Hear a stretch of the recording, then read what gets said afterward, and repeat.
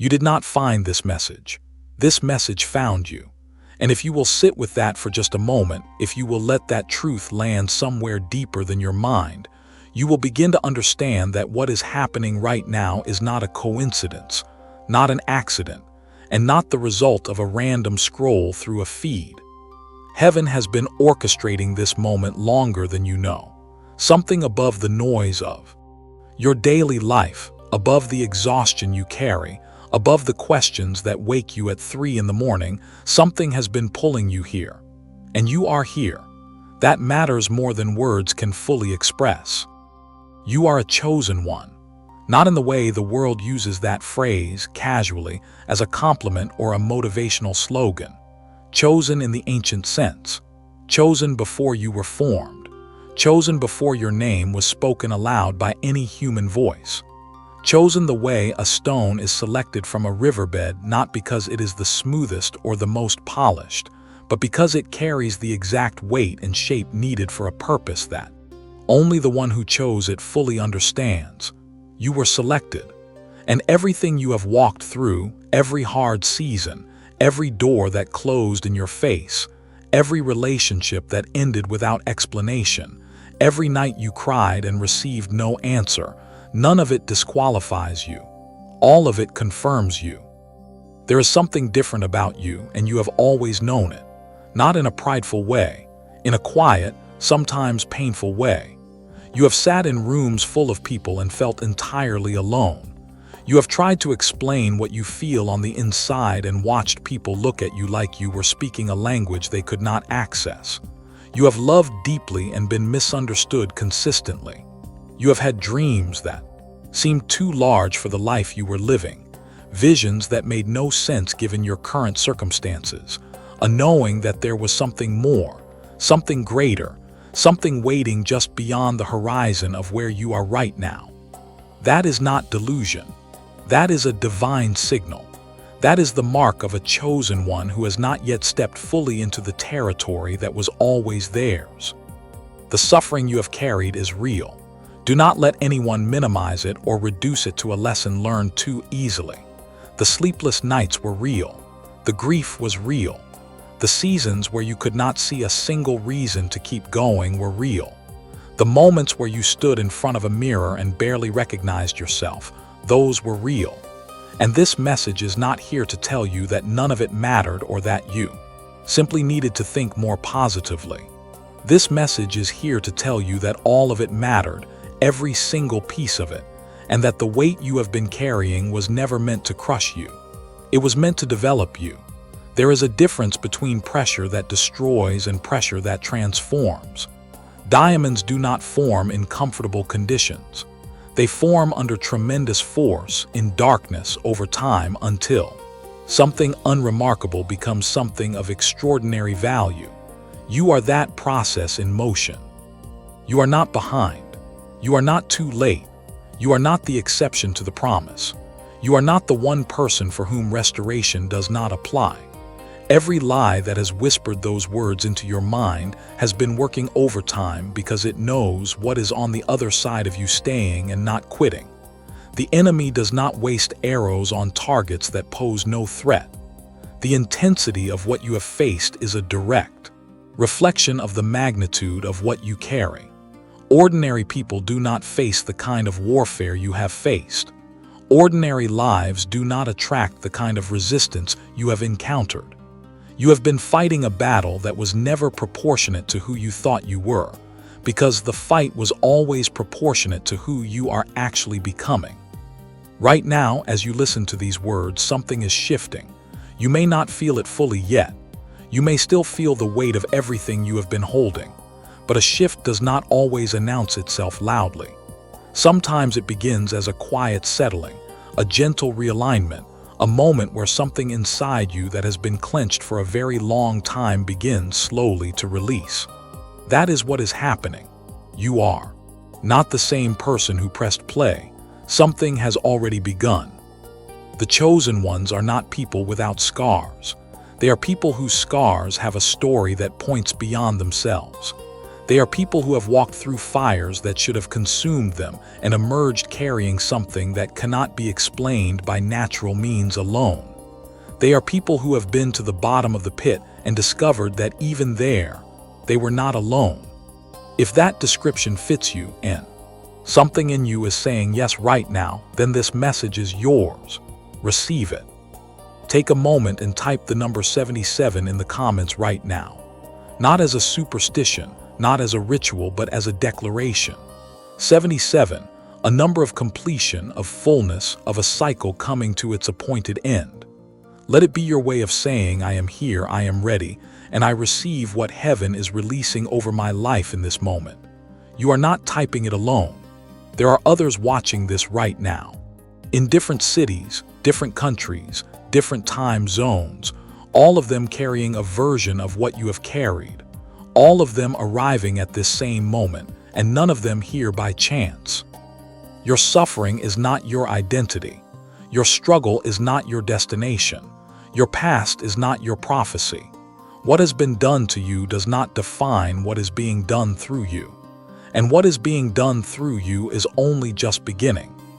There is a man whose story has been told for thousands of years, and yet every time it is told, something new emerges from it, something that speaks directly into the moment of the person hearing it. His name is Joseph.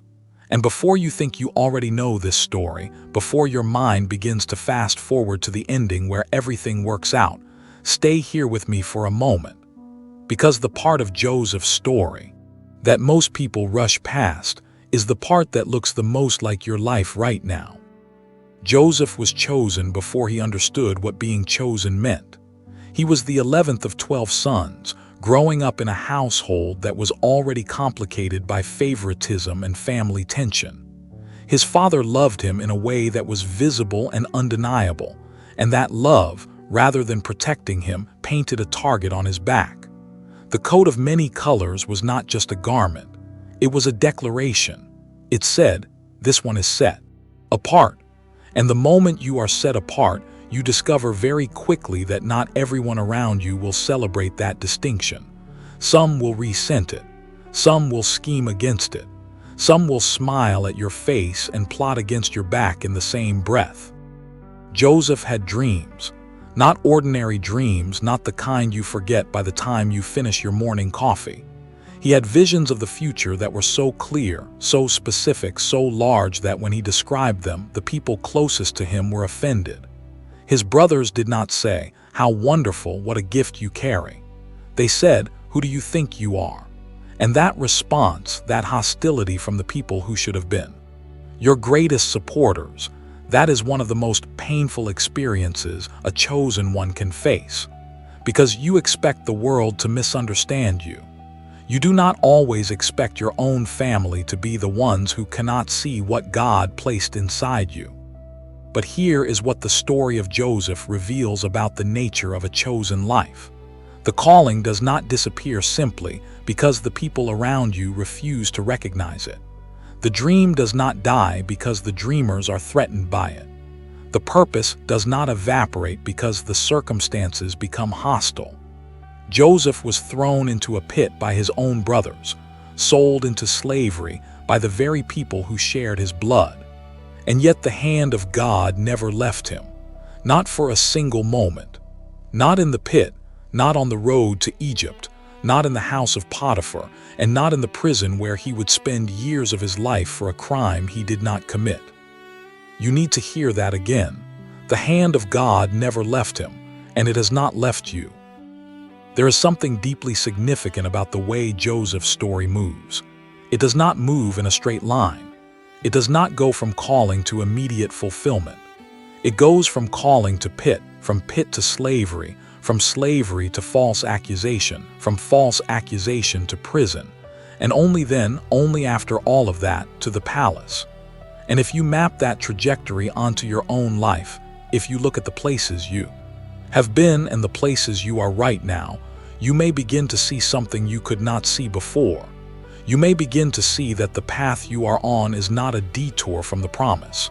It is the path to the promise. The pit was not the end. The prison was not the end. And whatever feels like confinement in your life right now is not the end either. Joseph did not know, sitting in that prison cell, that the very dreams that had gotten him into so much trouble were about to become the key to his release. He did not know that the gifts others had despised were about to become the gifts that a nation would desperately need. He could not see the palace from the prison, and you cannot always see where you are going from where you are standing. That is not a failure of faith. That is the nature of walking a chosen path. You move forward not because the road is clear, but because the one who called you is trustworthy. What strikes me most about Joseph is not the triumph at the end. It is the faithfulness in the middle.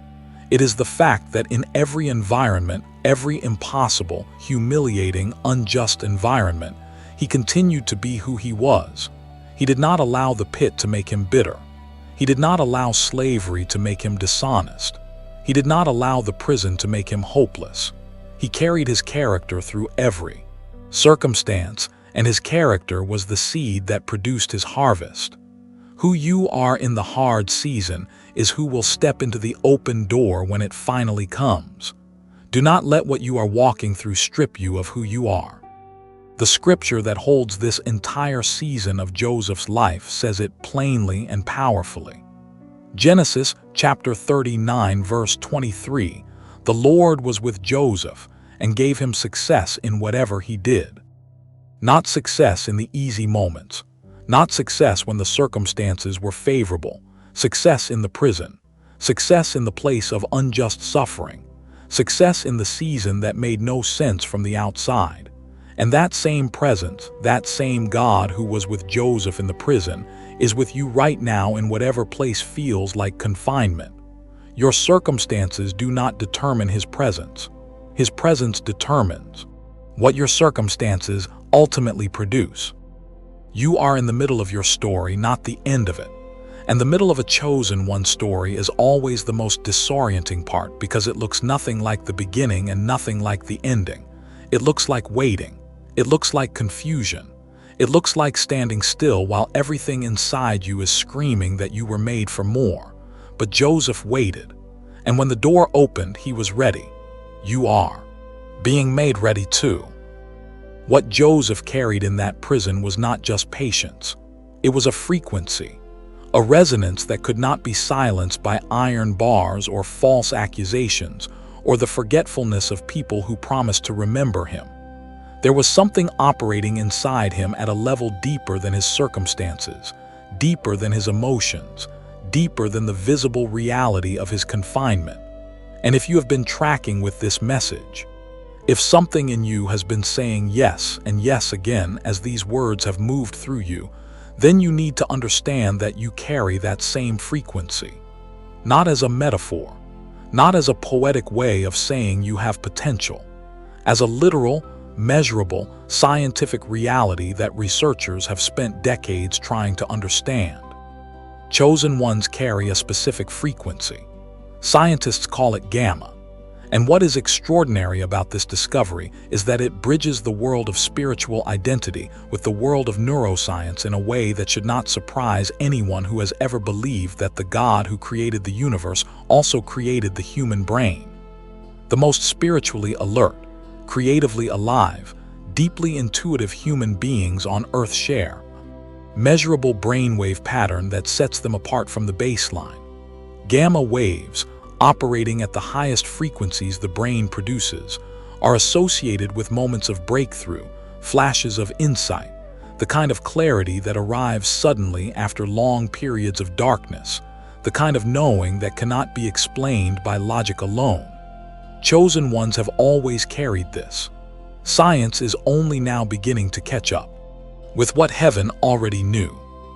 But there is a second frequency, one that acts as the gateway to gamma, and it is called theta. Theta waves operate at a slower, deeper rhythm between 4 and 8 cycles per second, and they are the signature of the mind in its most open, most receptive, most creatively alive state. Children live in theta almost constantly. That is why they learn so rapidly, imagine so freely, and believe so naturally. But somewhere in the process of growing up, of absorbing disappointment and rejection and the weight of a world that tells you to be practical, the theta frequency begins to fade. The brain shifts into higher, faster, more defended states. Beta waves, the frequency of stress and overthinking, begin to dominate. And the chosen one, who was born to operate in a state of deep creative flow and spiritual receptivity, finds themselves locked out of the very frequency that was always meant to be their home. This is not a spiritual failure. It is a neurological condition caused by the accumulated pressure of living in a world that was not designed to protect your frequency. And it has a solution. A neuroscientist named Dr. James Rivers, trained at MIT and connected to over 30 years of research, including work linked to NASA, dedicated the better part of 3 decades to understanding why certain individuals seem to access levels of mental clarity, creative breakthrough, and intuitive knowing that others cannot reach. What he discovered, buried inside thousands of days of research and data, was that the brain does not lose its capacity for theta and gamma permanently. It loses access, and access can be restored. The mechanism is called brainwave entrainment, and it is the science of using precisely calibrated sound frequencies to guide the brain back into its optimal state.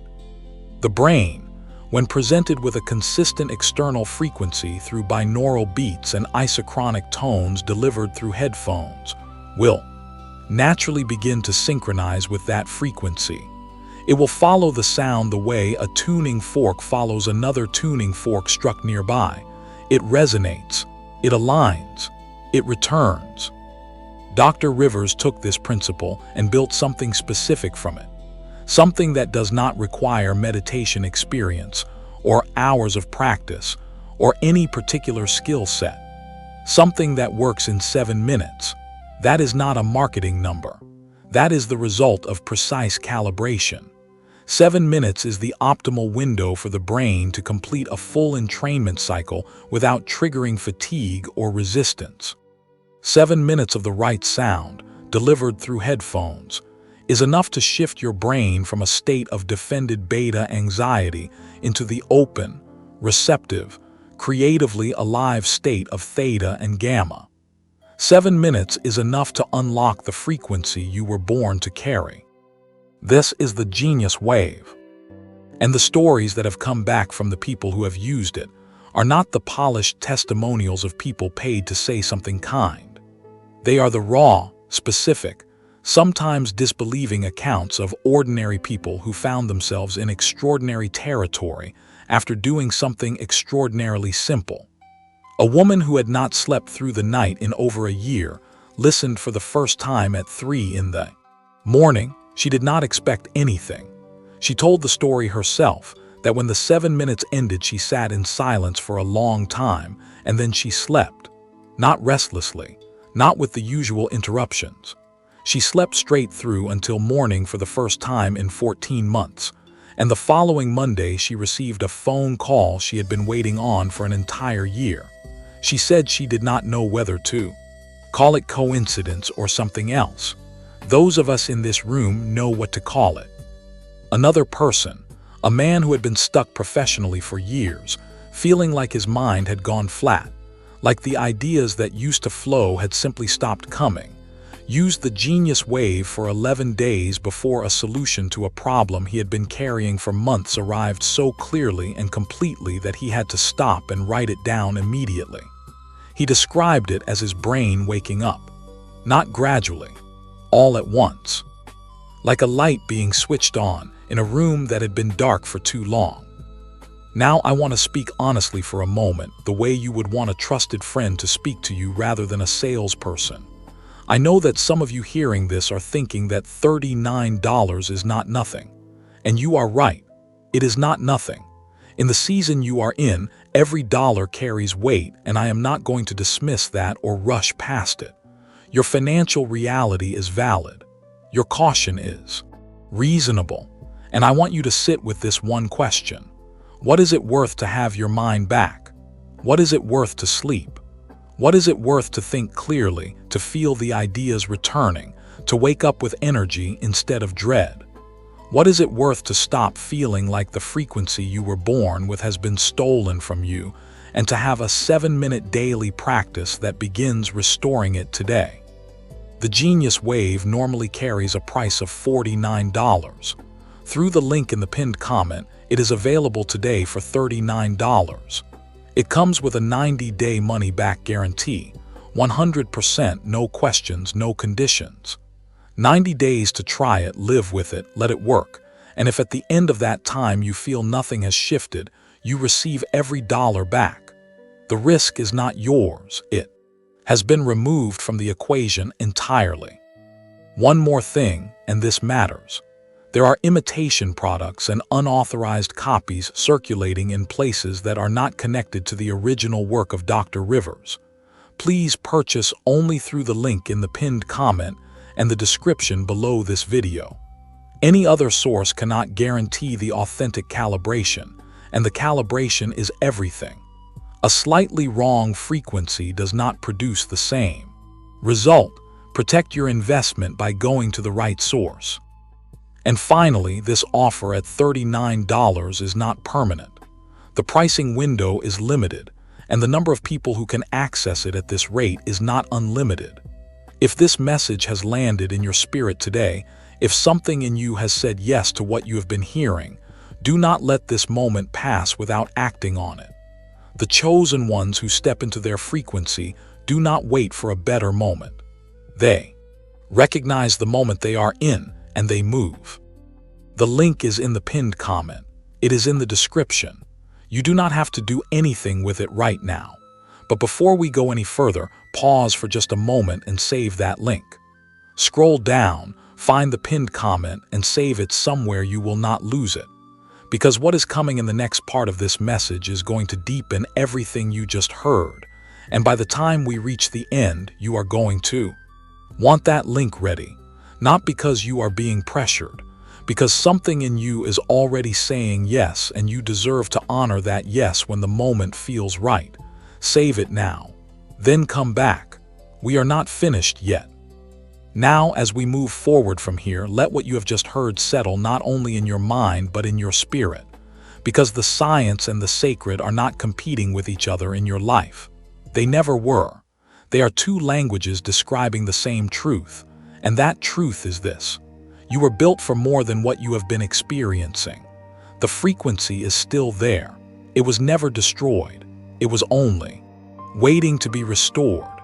And restoration, as Joseph could tell you from the depth of his own experience, often begins in the most unexpected moment, in the quietest room, through the most unlikely door.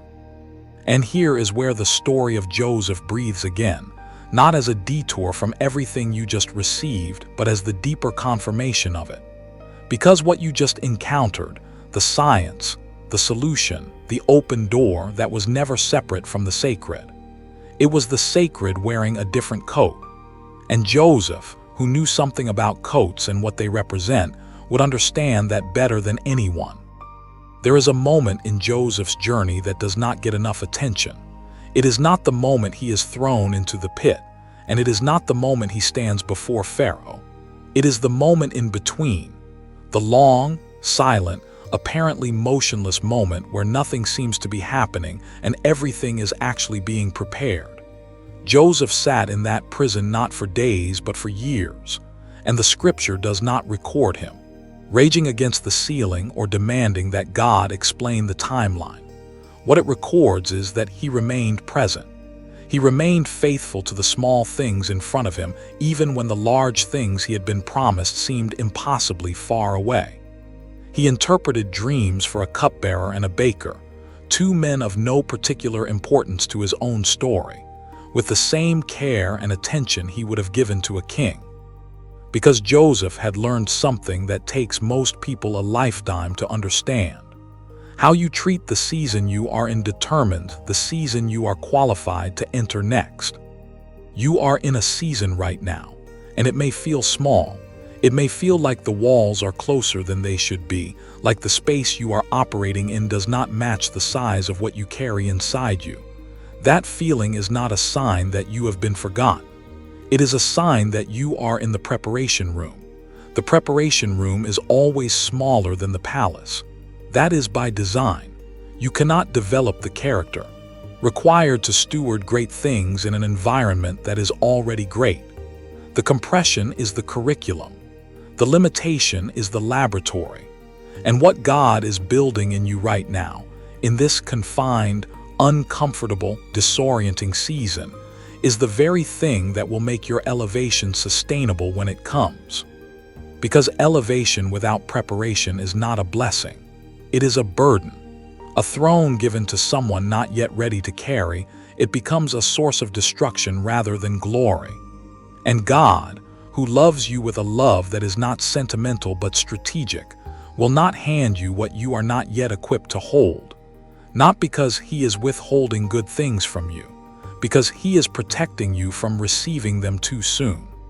Joseph needed the prison, not as punishment, as preparation. And what felt like abandonment was actually the most precise and purposeful training ground heaven could have designed for the assignment Joseph was being prepared to carry. Think about the specific skills Joseph needed to govern Egypt in a time of crisis. He needed to understand systems. He learned that managing Potiphar's household. He needed to understand people, their fears, their needs, their hidden motivations. He learned that in prison, reading the hearts of men who had nothing left to hide. He needed to understand how to remain centered and clear under pressure, how to hear what others could not hear, how to see what others could not see. He learned all of that in the years that looked like waste. Nothing was wasted, not a single day, not a single conversation, not a single moment of sitting in silence and choosing to trust a God who had not yet explained Himself. And I want to speak to that silence for a moment, because some of you have been living in it for a long time. The silence of unanswered prayer. The silence of a promise that was spoken clearly over your life and then seemed to go quiet. The silence of a season where you have done everything right and still cannot see the door opening. That silence is not indifference. God is not silent because He has forgotten you. He is silent the way a surgeon is silent during a procedure, not because nothing is happening, but because what is happening requires complete precision and cannot be interrupted by explanation. The work being done in you right now is surgical. It is specific. It is purposeful. And it is being done by hands that do not make mistakes. The book of Psalms captures this truth in a way that stops you mid-breath. Psalm 37 verse 24 says, "Though he may stumble, he will not fall, for the Lord upholds him with His hand." Not catches him after the fall, upholds him, present tense, continuous action. The holding is happening right now in the stumble and the uncertainty in the season where your footing does not feel secure. The hand is already there. It was there before you felt it. It will be there long after this moment passes. You are upheld, not because you have been perfect, not because you have never doubted, because the one who chose you does not choose and then abandon. He chooses and then carries. And He is carrying you right now through every step of this preparation, every quiet day in the prison of waiting, every moment where the promise feels further away than it did yesterday. Joseph did not know the date of his release. He did not have a calendar on the wall with a circle around the day Pharaoh would summon him. He had only the daily choice to remain faithful, to remain present, to remain himself in an environment that gave him every reason to become someone else. And that daily faithfulness, that quiet, unseeing, unrewarded consistency, was the thing that made him ready, not the dreams. Not the coat, not the favor of his father, the faithfulness in the dark. You are building something in the dark right now, and what you are building is more valuable than you know. Stay faithful to it. Stay present in it. The door is being prepared on the other side of this wall, and the person you are becoming in here is exactly the person who will know what to do when it opens. The truth is, the chosen ones have never been defined by how quickly they arrived. They have been defined by what they carried while they waited. And what you are carrying right now, the faith that has not fully made sense, the hope that has survived things that should have killed it, the quiet knowing that refuses to go away no matter how long the silence stretches. That is not weakness dressed up in spiritual language. That is the most powerful thing a human being can possess. It is the thing Joseph possessed in the pit, in the slave quarters, in the prison cell. Not certainty about the outcome. Certainty about the one who holds the outcome. And there is a difference between those two things that changes everything. You do not need to see the whole staircase. You do not need to understand every twist in the road or have an explanation for every door that closed. What you need and what you already have access to is the next step. Just the next step. And the next step is simply this. Keep going. Keep showing up. Keep being faithful to the small thing in front of you, the way Joseph kept interpreting dreams in a prison where no one important was watching. Keep doing the right thing in the room where no one is applauding. Keep trusting the God who has not explained himself yet but has also not left you. Not once, not ever. Because here is what the story of Joseph makes undeniable. The delay was not the denial. The pit was not the destination. The prison was not the end of the promise. It was the corridor that connected the promise to the palace. And you are in a corridor right now, not a dead end, a corridor. And corridors by their very nature lead somewhere. They are not designed for permanent residence. They are designed for movement. You are moving. Even when it does not feel like it, even when every external indicator says nothing is changing, you are moving.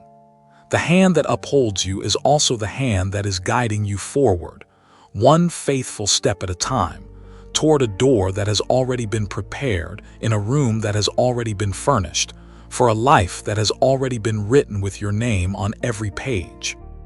And if the corridor has felt long, if the walls have felt close, if there have been moments where you pressed your hand against the stone and wondered whether anything on the other side was real, then what is coming in this section is for you.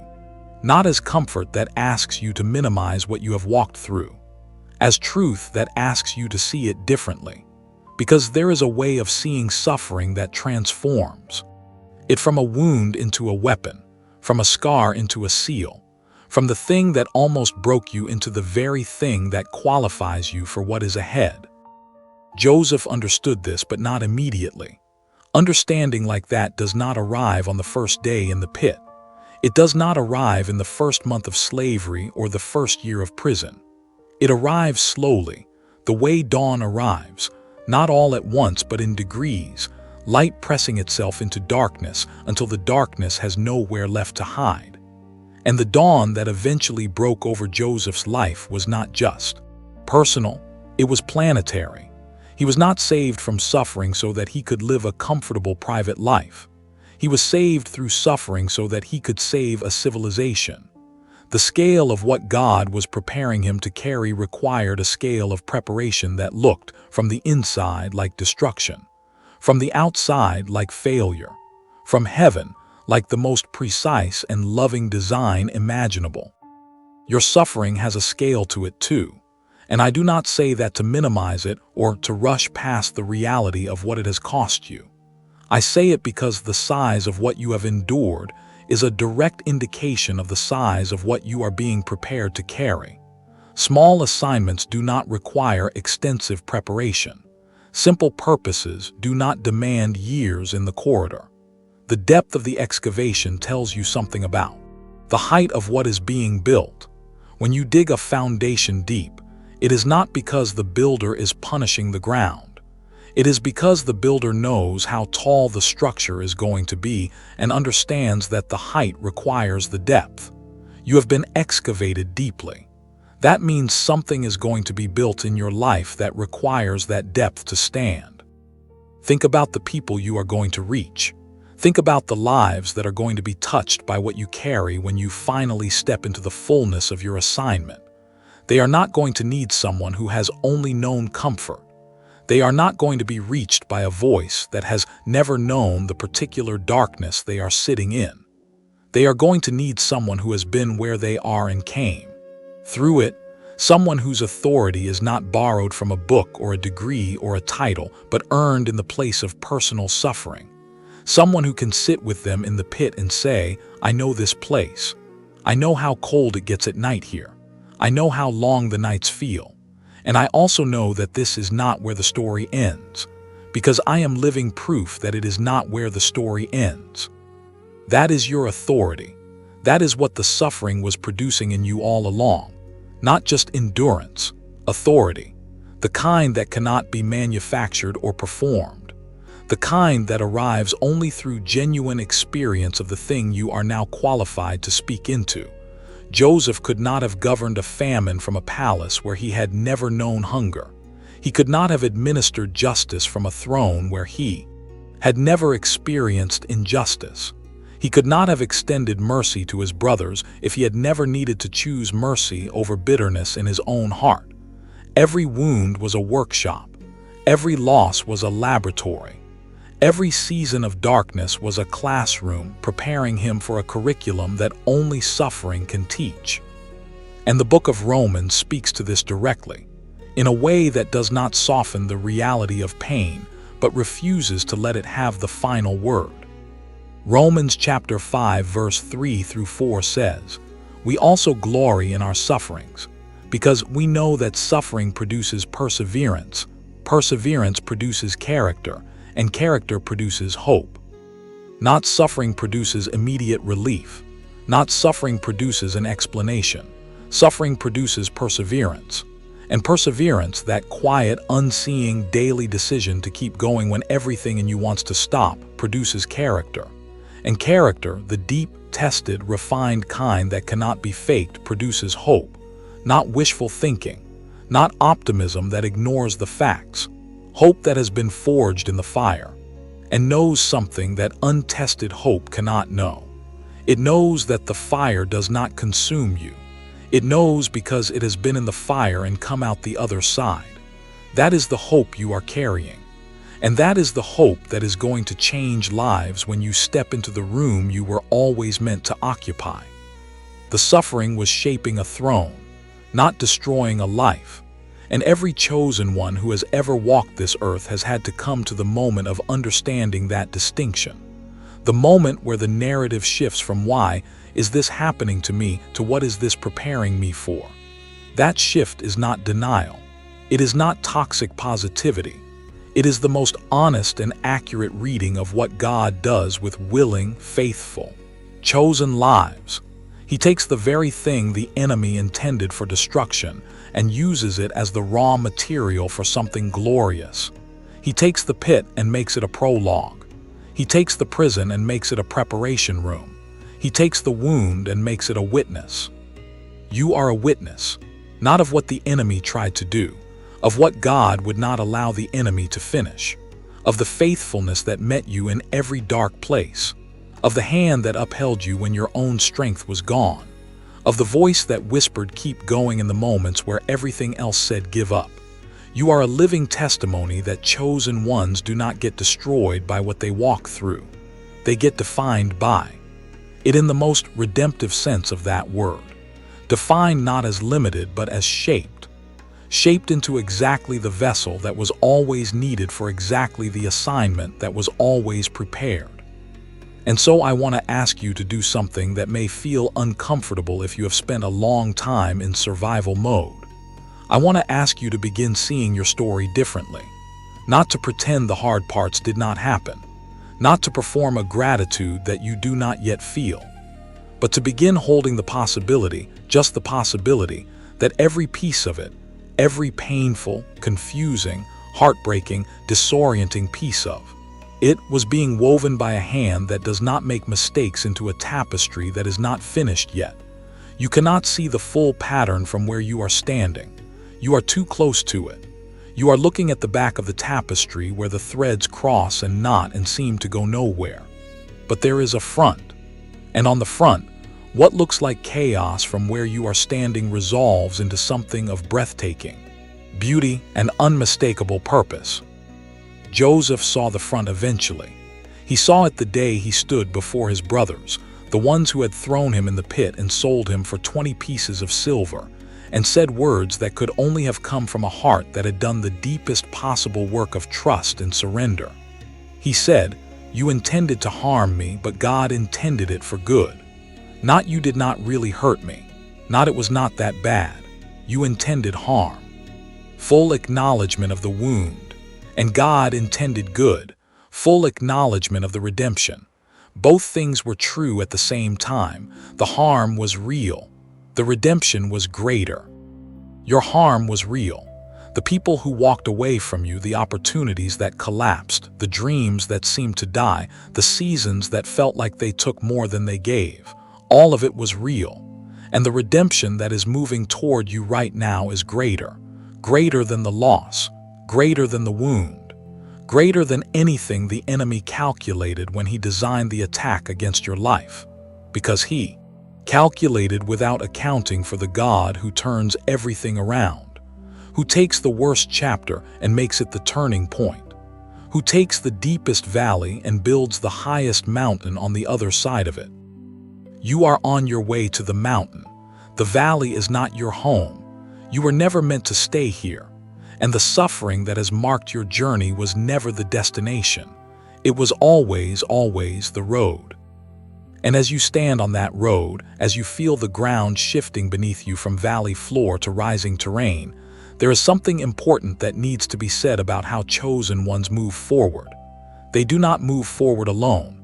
They never have. Joseph did not govern Egypt in isolation.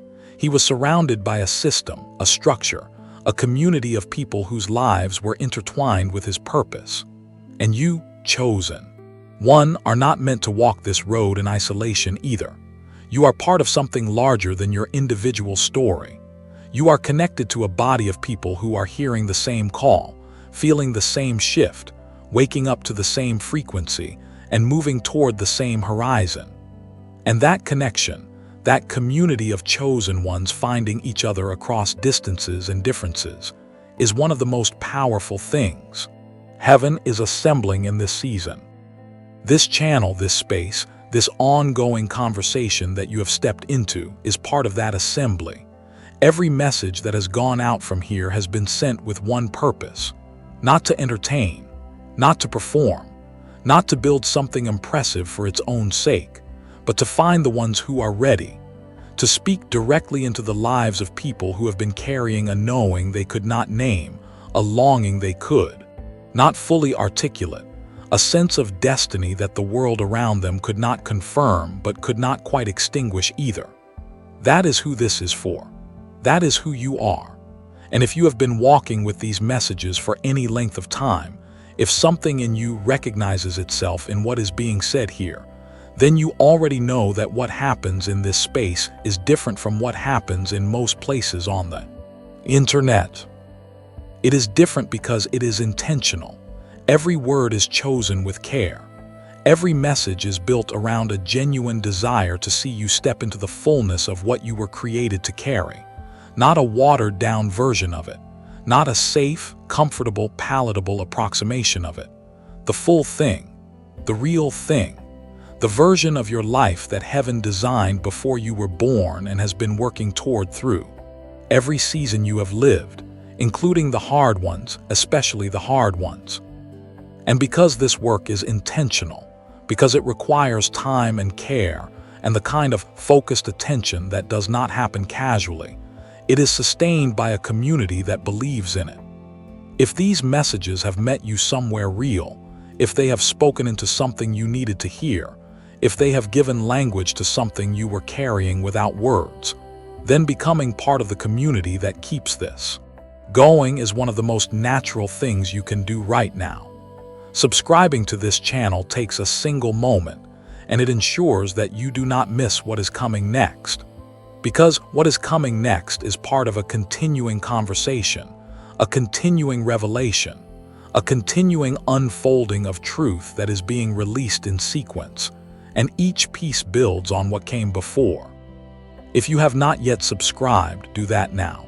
Not as a favor to this channel, as a gift to yourself, as a declaration that you are choosing to stay connected to a flow of truth that is designed specifically for people like you, people who are done with surface-level content, People who are hungry for something that actually reaches the deeper places. People who know that they are chosen and are ready to begin living. Like it. And if these messages have done more than inform you, if they have shifted something, healed something, restored something, confirmed something that you had almost stopped believing, then consider supporting this work through the donate link in the description and the pinned comment below. Every contribution, regardless of its size, is an act of partnership. It says, I believe in what is being built here and I want to be part of building it. It is not an obligation. It is an invitation, and it is one that this community extends with gratitude and without pressure. Like this video, if the words have landed somewhere true in you today, share it with someone who is in the middle of a hard season and needs to be reminded that the suffering is not the destination, that the corridor leads somewhere, that the chosen ones do not get destroyed by what they walk through. They get prepared by it. Share it because you never know whose life is waiting on the other side of a single act of generosity. You never know who is sitting in their car right now, or lying on the floor of their kitchen, or staring at a ceiling at 3 in the morning and needs to hear exactly what you heard today. Your share could be the thing that finds them. Joseph was found by a moment he did not engineer. A cupbearer remembered a dream interpreter in a prison. A pharaoh had a dream that no one else could read. A door opened that no human hand had arranged. And Joseph walked through it not because he had promoted himself or forced his way into visibility, but because he had been faithful in the hidden place long enough that when the moment came, he was ready. You are being made ready in the same way. And the doors that are about to open for you are not going to be doors you forced. They are going to be doors that heaven opens because the one who chose you has decided that the preparation is complete and the time has come. But between now and that opening, stay connected. Stay in the flow. Stay in the community of people who are moving in the same direction, hearing the same call, awakening to the same frequency. Because chosen ones were never meant to walk alone, and the community you build around yourself in this season is part of the infrastructure of your next chapter. The people you stay close to, the voices you allow to speak into your life, the spaces you choose to inhabit, these are not small decisions. They shape the atmosphere you are moving in, and atmosphere matters more than most people realize.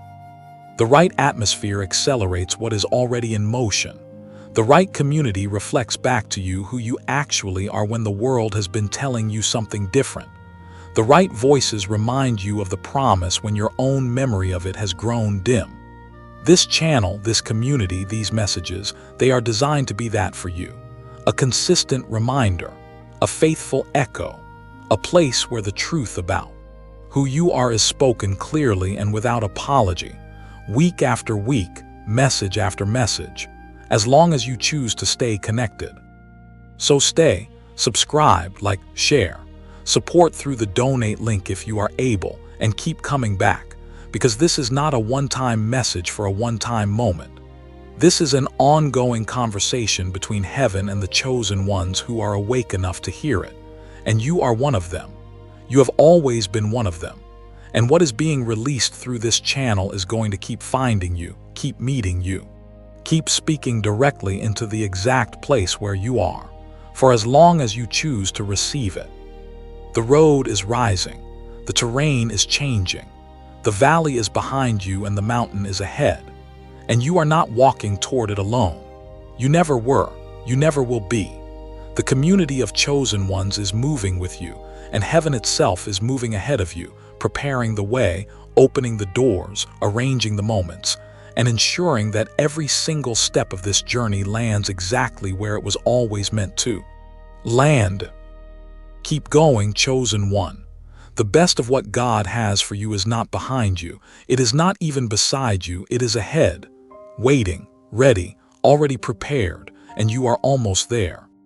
And almost there is not a phrase that means what the world has taught you it means. The world uses almost there as a consolation, a way of softening disappointment, A way of saying you did not quite make it, but here is something kind to hold on to. But heaven uses almost there as a strategic declaration, a positioning statement, a way of saying the distance between where you are and where you are going has collapsed, to the point where what is coming is no longer a distant possibility, but an imminent reality. Almost there, in the language of the chosen ones, means the arrangement is complete, the door is being unlocked, and the one for whom it was prepared is standing close enough to hear the hinges turn. But before the door opens, there is something that needs to be addressed, something that lives in the space between the promise and the fulfillment, something that chosen ones almost universally encounter in the final stretch of their preparation. And that something is the silence of God. Not the absence of God, the silence of God. And there is a difference between those two things that is as vast as the distance between the pit and the palace. Joseph knew this silence. He knew it in the particular way that only someone who has received a clear, vivid, undeniable word from God and then watched that word seem to go completely quiet can know it. He had the dreams. He had the images of sheaves and stars bowing down. He had the knowing that something extraordinary was woven into the fabric of his future. And then came the pit, and then came Egypt, and then came the prison. And in all of those places, through all of those years, the scripture does not record a single moment where God spoke to Joseph directly. No vision, no voice, no angelic visitation, no burning bush, no word in the night. Just the slow, steady, sometimes agonizing experience of a man living by a promise he could no longer hear being actively spoken. That is the silence of God. And if you have been living in it, you know that there is nothing quite like it in terms of the particular kind of testing it produces.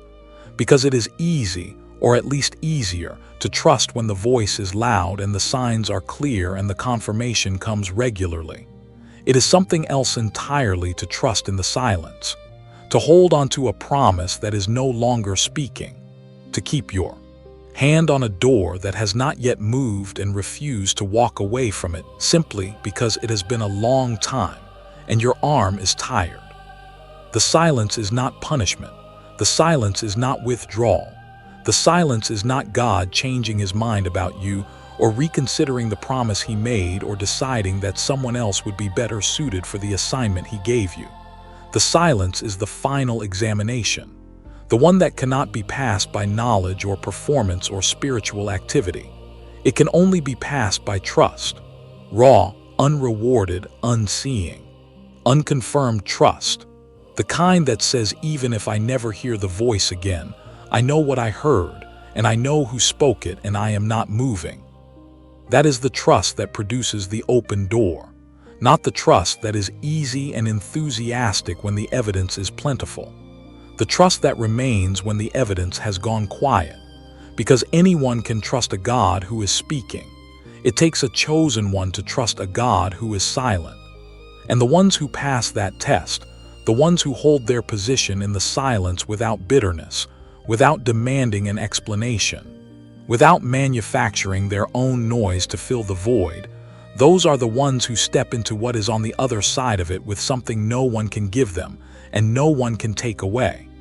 An unshakable knowing, a settled confidence, a peace that does not depend on circumstances, because it was forged in circumstances that would have destroyed it if it were not real. Joseph came out of the prison with that knowing. When Pharaoh's servants came to get him, he did not rush out desperate and disheveled, frantic to finally be seen and valued after years of being overlooked. He shaved. He changed his clothes. He composed himself. He walked into the throne room of the most powerful man in the world with a quietness about him that could only have come from someone who had spent years alone with God in the silence and had come to know something there that the palace could not have taught him. He was not performing confidence. He was carrying it, because the silence had done its work. The stripping away of every external confirmation had left him with only the thing that was always supposed to be his foundation. Not the dreams, not the favor, not the coat, God himself. And that is what the silence is ultimately after. Not your endurance, not your performance, not your ability to maintain a brave face in a hard season. It is after the last remaining thing you might be trusting in besides God Himself. And it will remove every other support, one by one, sometimes painfully, sometimes gradually, sometimes all at once, until the only thing left standing is the one who cannot be removed. And in that place, in that stripped and silent and seemingly empty place, you discover something that changes you permanently. You discover that He was always enough, that He was always the point, that everything else, the signs and the confirmations and the voices and the evidence, those were never the foundation. They were scaffolding, and scaffolding comes down when the building is strong enough to stand on its own. You are strong enough. The silence has been doing that work in you. And the fact that you are still here, still holding on, still refusing to walk away from the promise even in the quiet, is the evidence that the work is nearing completion. The book of Isaiah speaks into this with a tenderness that does not minimize the difficulty of the silence but refuses to let it have the last word. Isaiah chapter 49 verse 14 through 15 says, "But Zion said, 'The Lord has forsaken me, the Lord has forgotten me.' Can a mother forget the baby at her breast and have no compassion on the child she has borne? Though she may forget, I will not forget you." The feeling of being forgotten is one of the most acute forms of human pain. It sits in a particular place in the chest that nothing else quite reaches. And God does not dismiss that feeling or tell you that you should not have it. He acknowledges it. He names it. Zion said, "I have been forgotten." And then He answers it not with a rebuke but with the most intimate and unbreakable image of commitment He could find. Mother and her nursing child. And then He goes further. Even if that bond were somehow to break, which it will not, I will not forget you. The silence was never forgetfulness. It was never abandonment. It was the most intimate kind of proximity, the kind that does not need to announce itself because it has moved past announcement into something deeper, into presence, into the kind of being with that does not require words because the communion has gone beyond language. You have not been forgotten. You have been held in a silence so close and so complete that the holding itself became the message. And as that silence begins to lift, as the hinges of the door begin to turn, what you will carry out of it is not just the fulfillment of the promise. You will carry the God of the promise in a way you could not have carried Him before. Not as a concept, not as a theology, as a living, breathing, undeniable personal reality. The kind that you know not because someone told you, but because you were with Him in the quiet, and you survived it, and you came out the other side with His fingerprints so deeply embedded in your story that no one will ever be able to explain you without Him. That is the chosen one who is emerging from this season, not someone who had an easy journey and a smooth road and a comfortable path to their destiny. Someone who went through the silence and came out the other side carrying a weight of glory that only silence can produce. Someone whose testimony is not "I trusted God when it was easy." Someone whose testimony is "I trusted God when I could not hear Him, when I could not feel Him, when every external indicator said the promise was dead, and He was faithful. He was faithful in the silence. He was faithful in the waiting. He was faithful when I had nothing left to offer Him but the stubborn, trembling, exhausted decision to not let go. That is your testimony, and it is one of the most powerful testimonies on earth, because it speaks to the people who are in the silence right now and cannot yet see the other side. It says to them, there is an other side.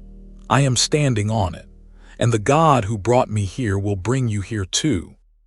Hold on, chosen one. The silence is not the end of the story. It is the last page before the chapter changes, and the chapter that is coming has been worth every quiet, faithful, trusting day of the one you are in now. There is a moment that comes in every chosen one's journey where something shifts so fundamentally, so completely, so irreversibly, that the person standing on the other side of it can barely recognize the person who stood on this side of it. Not because they have become someone different in essence, but because they have finally become fully themselves. The layers that fear and rejection and prolonged suffering had wrapped around their true identity have been removed one by one, sometimes gently and sometimes with a force that took the breath away. And what is standing in the open now is the real person, the original design, the one heaven had in mind before the world got its hands on the clay and began pressing it into a shape it was never meant to hold. Joseph had that moment.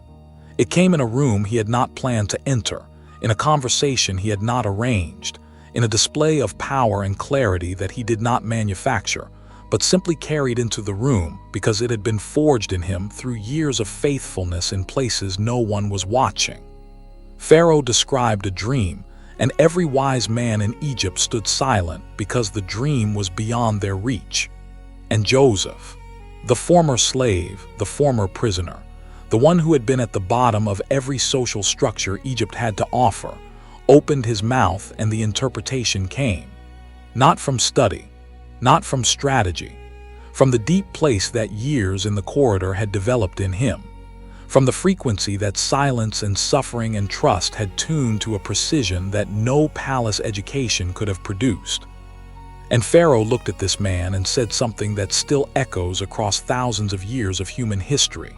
He said, "Can we find anyone like this man, one in whom is the Spirit of God, not one in whom is great education, not one in whom is impressive credentials, not one in whom is the right family name or the right connections or the right appearance, one in whom is the Spirit of God?" That was Joseph's qualification. That was what the years had been producing, not a resume, a spirit, not a performance, a presence. And that presence walked into the room and changed everything in a single conversation. Your presence is being prepared in the same way. And the people who are going to encounter you in the next chapter of your life are going to encounter something they cannot fully explain. They are going to be in the presence of someone who carries something that the usual categories do not adequately describe. They are going to feel it before they can name it. They are going to know that what they are in the presence of is not ordinary, not manufactured, not the result of technique or strategy or self-promotion. They are going to know they are in the presence of someone in whom is the Spirit of God. And that encounter is going to change things for them the way Joseph's presence changed things for Pharaoh. Not because you performed well, but because you were faithful long. This is the breakthrough that is coming. Not the breakthrough of a circumstance finally shifting, though that is coming too. The breakthrough of a full and irreversible emergence into who you actually are. The dropping away of everything that was never you. The rising into everything that always was. The moment where the chosen one stops living in the shadow of their potential and steps fully into the light of their actual identity. That moment is not somewhere in the distant future. It is at the threshold of this season. It is so close that the air around you is already beginning to change in preparation for it. And the enemy knows it. That is why the resistance in this final stretch has felt so acute.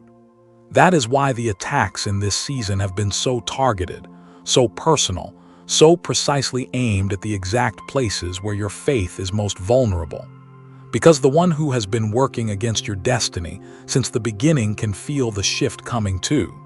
And there is nothing more dangerous to darkness than a chosen one, who is on the verge of fully waking up.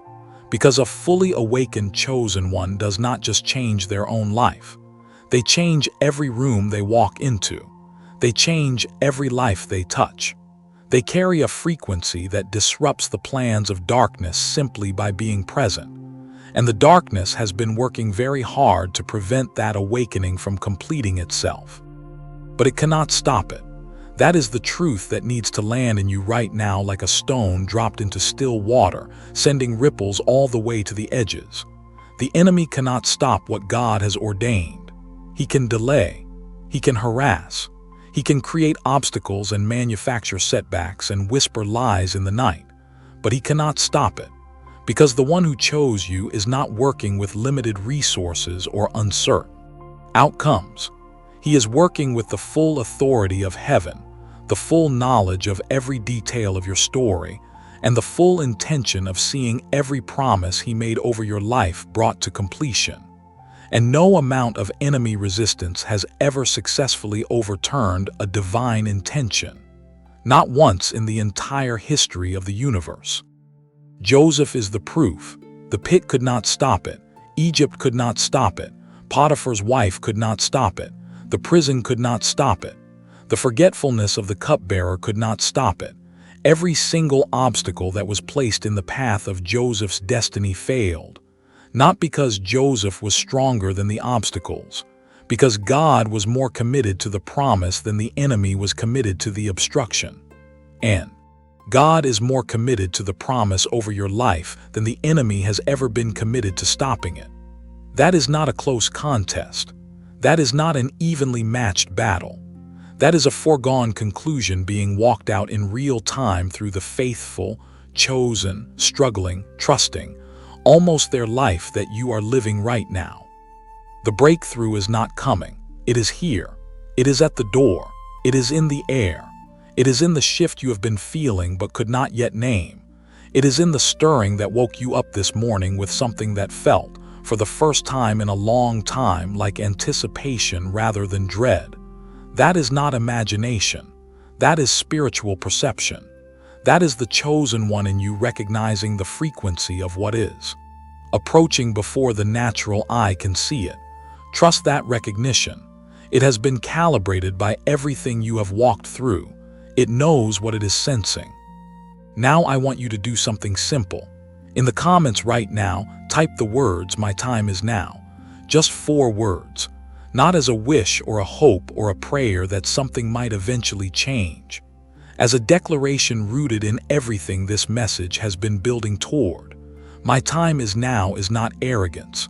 It is not the boasting of someone who has not yet learned what the corridor costs. It is the quiet, settled, unshakable statement of a chosen one who has been through the pit and the prison and the silence, and has come out the other side knowing something that cannot be argued away. My time is now is what Joseph could have written on the wall of that prison in his final days there, not knowing the cupbearer was about to remember, not knowing Pharaoh was about to dream, not knowing the door was one conversation away from opening. He did not know the details, but something in him knew the season was turning, and that knowing, that deep interior recognition of an approaching appointed time, is exactly what you are feeling right now. Type it. My time is now. Let it be the line in the sand between the chapter that is closing and the one that is about to begin. The book of Habakkuk speaks to this posture of readiness, with a clarity that cuts through every layer of doubt and exhaustion and delayed hope. Habakkuk chapter 2 verse 3 says, "For the revelation awaits an appointed time. It speaks of the end and will not prove false. Though it linger, wait for it. It will certainly come and will not delay." It will certainly come. Not it might come. Not it could come if the conditions are right. It will certainly come. The appointed time is real. The revelation is real. The promise is real. And the one who made it does not speak words that return to him empty. What he has declared over your life is in motion. It has always been in motion. And the certainty of its arrival is not dependent on your ability to see it coming. It is dependent on his faithfulness in bringing it. And his faithfulness has never failed. Not once. Not ever. Not for anyone who has held on long enough to see the appointed time arrive. Your appointed time is arriving, and you are ready. There is something that happens to a chosen one when they finally stop running from their story and start standing in it, not performing it, not packaging it for public consumption or editing out the parts that are too raw or too painful or too honest for comfortable viewing. Actually standing in it, feet planted, eyes open, heart exposed, saying, "This is what I walked through, and this is who I am on the other side of it, and I am not ashamed of either." That moment of full standing, of complete ownership of the journey without apology or embellishment, is one of the most quietly revolutionary things a human being can do. Because it is the moment where the story stops being something that happened to you and becomes something that is working through you. And a story that is working through you is a force that the world cannot contain or control or diminish. Joseph arrived at that moment in one of the most emotionally devastating scenes in all of Scripture. His brothers stood before him, the same brothers who had stripped him of his coat, thrown him into a pit, and sold him for 20 pieces of silver. They did not recognize him. He was no longer the 17-year-old boy they had disposed of. He was the second most powerful man in Egypt, clothed in the garments of a governor, carrying the authority of Pharaoh himself, and he recognized them. He knew exactly who they were, and the scripture says he turned away from them and wept, not in bitterness, not in triumph, in a grief so complex and so complete that it could not be witnessed. He wept because the years had not hardened him, because the suffering had not destroyed his capacity to feel, because the chosen one who had been through the pit and the prison and the silence had emerged not as someone armored against pain, but as someone enlarged by it, capable of holding more, feeling more, loving more, because that is what genuine suffering in the hands of a faithful God ultimately produces, not a smaller heart, a larger one. And when Joseph finally revealed himself to his brothers, when he said the words that must have landed in that room like thunder on a clear day, he said, "I am Joseph." And in that moment, everything collapsed and everything was restored at the same time. The years of separation, the grief of a father who had mourned a son he believed was dead, the fractured family that had carried the weight of a shared secret and a shared guilt for more than 2 decades, all of it came rushing into that room, and all of it began in that single moment of revelation to move toward healing. Not because the wound was minimized, because the one who had carried the deepest wound chose to be the one who offered the healing. That is the authority of a chosen one who has walked the full road. They do not just receive restoration, they become an instrument of it for others. And that is where your story is heading. Not just to your own personal breakthrough, as real and as significant and as long overdue as that breakthrough is, to the place where your breakthrough becomes a bridge, where the road you walked, the pit you survived, the prison you were faithful in, the silence you endured, becomes the exact qualification that allows you to reach the people who are still in those places. Because you cannot build a bridge to a place you have never been, and you have been to places that most people only speak about in whispers. You have been to the bottom of the pit, and you know what the darkness feels like from the inside. You have been in the prison of unjust circumstances, and you know what it costs to remain faithful when nothing around you rewards faithfulness. You have been in the silence, and you know what it takes to hold onto a promise you can no longer hear being spoken. And all of that knowing, all of that hard won, deeply paid for knowing, is not just your testimony. It is your ministry. It is the thing that is going to reach the unreachable and speak to the ones who have given up on being spoken to. There are people who will only be reached by you, not by someone with a smoother story or a more comfortable journey or a more presentable version of faith.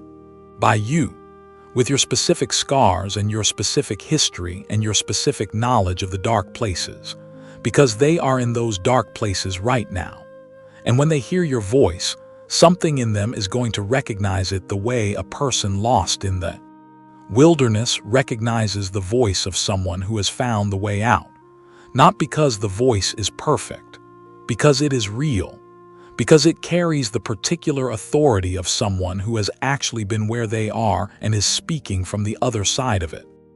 This is the crown the title of this message has been building toward.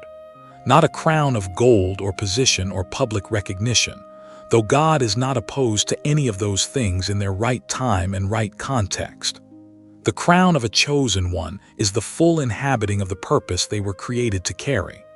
It is the moment where who you are and what you do and why you exist all align into a single, coherent, powerful expression of the divine intention that was placed in you before you were born. It is the moment where you stop wondering what you are supposed to be doing with your life and start doing it with everything you have. That is the crown, and it has been yours all along. It was never lost. It was only being polished. The polishing process does not feel like preparation. It feels like destruction.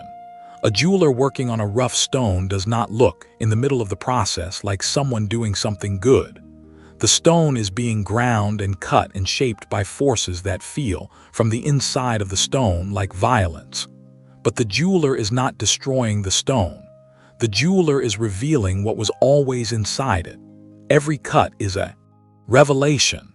Every grinding is a disclosure. Every painful reduction of what was there before is making space for what was always meant to be seen.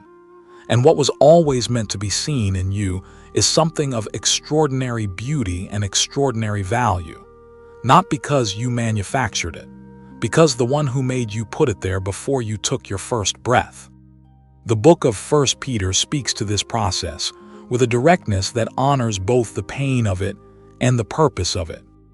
1 Peter chapter 1 verse 7 says, "These trials will show that your faith is genuine. It is being tested as fire tests and purifies gold, though your faith is far more precious than mere gold. So when your faith remains strong through many trials, it will bring you much praise and glory and honor on the day when Jesus Christ is revealed. Not when your performance is perfect, not when your circumstances are finally comfortable. When your faith remains strong through many trials, that is the qualifier, and you have met it. Through everything you have walked through every trial that tested the foundation of what you believed and who you trusted, you have remained. You have not remained perfectly. You have not remained without doubt or without fear or without moments where the thread of faith felt so thin it seemed impossible that it would hold. But you have remained. And that remaining, that faithful, imperfect, sometimes barely breathing but never fully releasing remaining, is what the fire has been testing. And the fire has found something that does not burn away. It has found something that emerges from the heat more refined, more pure, more genuinely itself than it was before the fire began. That is you. That is what the trials have been producing in you, not a destroyed life, a purified one, not a diminished person, and refined one, not someone who lost everything. Someone who lost everything that was never truly theirs to begin with and kept everything that was. The false identities burned away. The performance burned away. The need for external validation burned away. The fear of what people think burned away.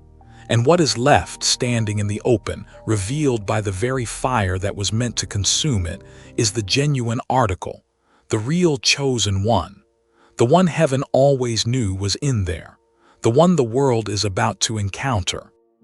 And the world is not ready, not because you are going to arrive with noise or force or the kind of self-promotion that announces itself loudly, but because the quiet authority of a genuinely refined, genuinely chosen, genuinely prepared life is one of the most disruptive forces on earth. It walks into rooms and things change.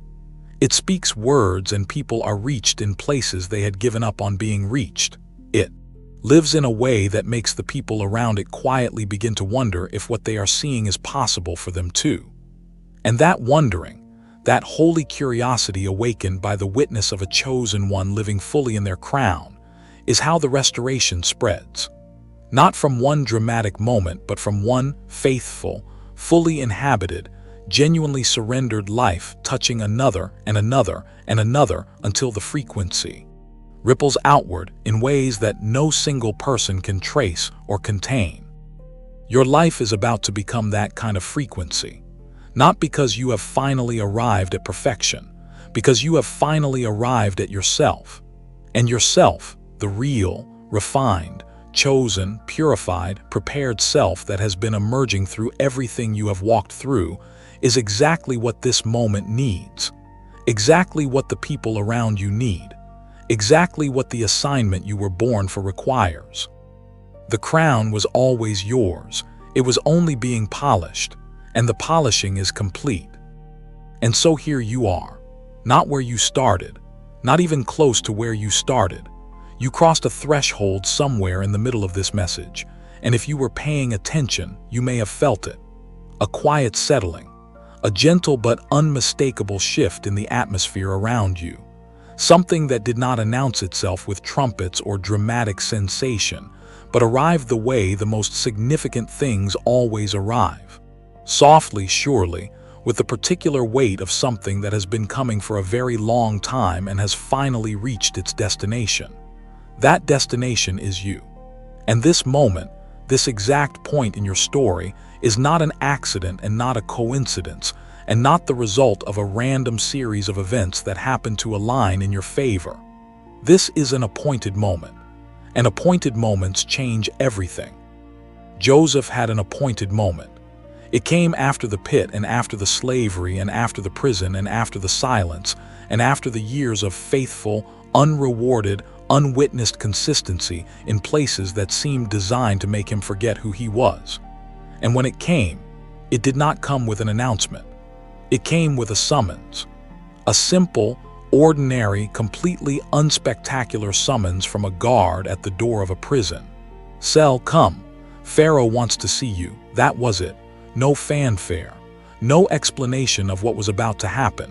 No preview of the palace or the robe or the signet ring or the second chariot. Just come. And Joseph came, and everything changed in a single day. Your summons is coming. It may look as ordinary as a phone call you were not expecting. It may look as simple as a conversation that opens a door you did not know existed. It may look as quiet as a thought that arrives one morning with a clarity and a certainty that you have not felt in years, pointing you in a direction that suddenly makes sense of everything that came before it. Do not wait for the summons to look dramatic. Do not disqualify the ordinary moment because you were expecting something more spectacular. The most world-changing moments in the history of chosen ones have almost always arrived dressed in the ordinary. A coat, a dream, a guard at a prison door, a word spoken at the right time to the right person in the right room. Stay awake to the ordinary. The extraordinary is hiding inside it.